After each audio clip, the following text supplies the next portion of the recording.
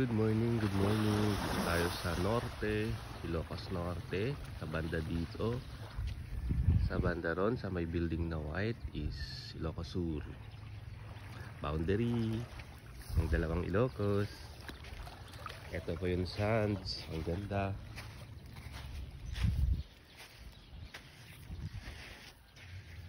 Ang daming mga floating cottages. Meron ding ayan, wala ko ang pangalan niya. Tapos dito sa banda rito, mga mababato. Pero maganda pa rin kasi may hangin dito. Ganda po dito.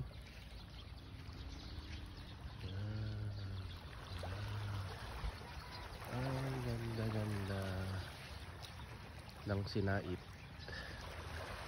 Opo, Sinait po sa banda dyan. Tapos dito sa banda, hindi ko alam kung anong pan. Basta dito sa norte.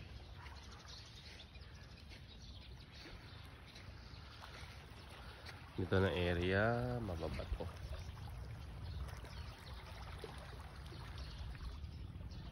Ganda po ng dagat nila dito sa Ilocos. Dito daw po. Magkano dito? 280? 280 2 hours per head. Sa cottages yung maliit 1,000, yung malaki 4,000 ang pamilya na po. Tapos yung tinirhan namin 3,000 yung room. Good morning.